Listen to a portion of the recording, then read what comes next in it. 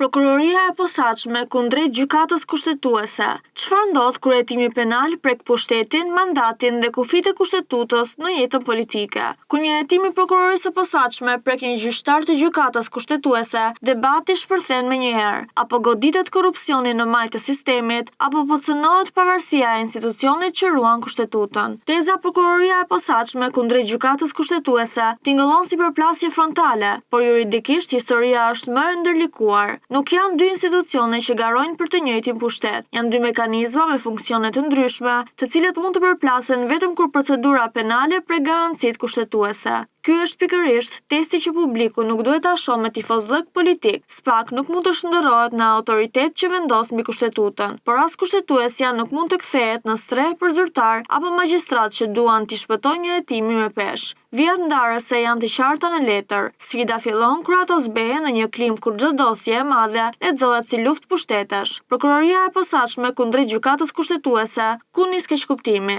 SPAK është organ i posaçëm i ndjekjes penale. Detyra e tij është të hetoj korrupsionin, krimin e organizuar dhe veprat e rënda që ligji ja ka vendosur në kompetencë, përfshirë rastet që lidhen me zyrtar të lartë. Ai mbledh prova, regjistron procedime, kërkon masa sigurie dhe dërgon çështje për gjykim në jurisdiksionin e posaçëm. Nuk shpall fajësi, nuk rrezon ligje dhe nuk interpreton kushtetutën. Gjykata kushtetuese në anën tjetër nuk është gjykatë penale dhe nuk heton askënd. Ajo shërton përputhshmërinë e normave dhe akteve me kustetutën, konfliktet e kompetencave mes pushteteve, çështjet e zgjedhjeve në rastet e parashikuara dhe ankimet kushtetuese individuale kur plotësohen kushtet ligjore. Vendimet e saj kanë efekt që shkon përtej palëve, sepse prekin mënyrën se si funksionon shteti. Pikërisht këtu qëndron problemi që shpesh fshihet nga retorika. SPAK mund të hetojë një person që ushtron funksion kushtetues, por nuk mund të hetojë, të pezullojë apo të anulojë një vendim të gjykatës kushtetuese vetëm sepse nuk i pëlqen përmbajtja e tij. Në të kundërt, gjykata kushtetuese nuk mund të marrë rolin e mbrojtësit procedural të një të hetuari dhe të zëvendësojë gjykatat penale në vlerësimin e provave.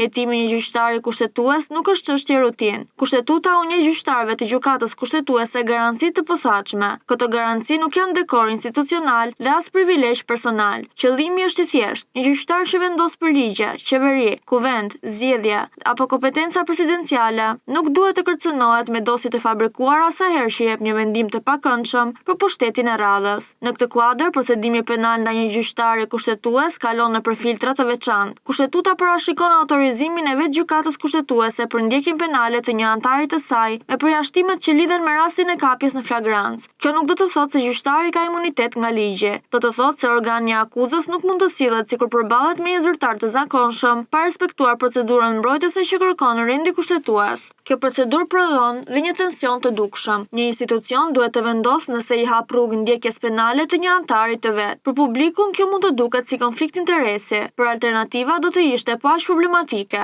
Heqja e çdo filtri institucional dhe mundësia që një prokuror nëpërmjet një procedimi të paralizojë praktikisht gjykatën që kontrollon ligjshmërinë e veprimeve të shtetit. Prandaj standardi duhet të jetë i dyfisht. SPAK duhet të paraqesë një kërkesë të mbështetur në fakte, prova dhe arsyetim të qartë. Gjykata kushtetuese duhet të shfrytojë autorizimin pa korporatizëm, pa solidaritet të verbër dhe pa krijuar idenë se mandati kushtetues e vendos një gjyqtar mbi përgjegjësinë penale. Mandati nuk është imunitet, por as hetimi nuk është dënim. Në debatin publik shqiptar, këto dy nocione shpesh ngatërohen me qëllim. Sapo del emri një zyrtari në një hetim, një pjesë e politikës kërkon ta trajtojë si fajtor të provuar. Nga krahu tjetër, sapo procedura prek një figurë të lartë, ngrihet pretendimi se çdo hetim është sulm politik. Të dyja janë rrugë të shkurtra për të ikur së vërtetës. Një hetim është detyrim për të verifikuar një dyshim të arsyeshëm, jo certifikat faji. Prezumimi i pavajësisë vlen edhe për njerëzit që publiku i ka vendosur prej kohësh në bankën e të akuzuarve moral, por prezumimi i pavajësisë nuk mund të përdoret si blokad ndaj hetimit. Nëse ka indicie serioze për korrupsion, shpërdorim detyre, pastrim parash apo lidhje me grupe kriminale, asnjë zyrë kushtetuese nuk duhet të krijojë zonë të ndaluar për drejtësinë. Problemi bëhet dhe më i rëndë kur procedura penale përdoret për të prodhuar efekt politik para se të prodhojë rezultat gjyqësor. Rrjedhjet selektive,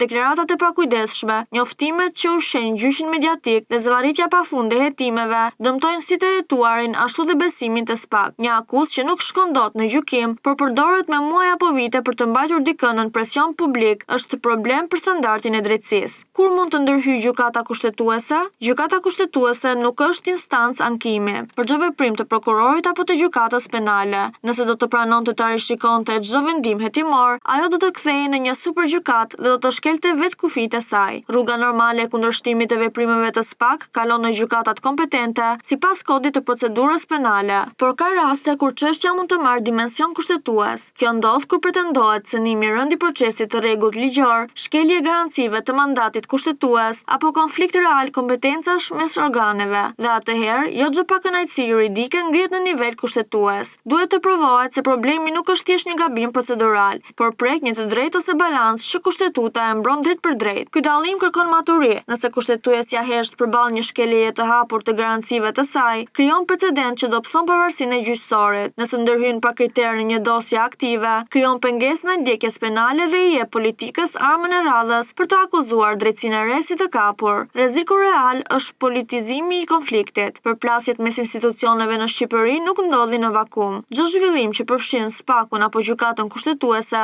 shoqërohet nga interesat e partive, grupimeve ekonomike dhe aktorëve që kanë frikë nga hetimet ose vendimet kushtetuese. Kjo e bën shumë të lehtë në një debat teknik të shitet si betejë mes heronjve dhe armiqve. Kur politika do artroket SPAK-un vetëm kur godet kundërshtarin e saj, ajo nuk mbron drejtsinë. Kur politika mbron pavarësinë e gjykatës kushtetuese vetëm kur një vendim i saj shërben interesit të ditës, kjo nuk mbron kushtetutën. Standardi nuk mund të ndryshojë sipas emrit në dosje. Publiku ka të drejtë të kërkojë transparencë, por transparenca nuk është publikim dosjesh hetimore në fragmente të përshtatshme për propagandë. Ajo do të thotë vendime të arsyetuara, njoftime të sakta, respekt për sektorin hetimor kur ai është i nevojshëm dhe përgjegjësi për çdo abuzim procedurial. Pa këtë standard dhe hetimi më i drejtë mund të përdoret si instrument presioni. Masa e vërtetë e kësaj përballje nuk mund të jetë kush fiton titullin e ditës. Do të jetë nëse SPAK arrin të jetojë pa frikë dhe pa spektakël, nëse gjykata kushtetuese arrin të mbrojë garancitë e saj pa u kthyer në mur mbrojtës për askënd. Qytetari nuk ka nevojë për institucione që i bëjnë favore njëri tjetrit, ka nevojë për institucione që kontrollojnë njëri tjetrin dhe i japin llogari ligjit.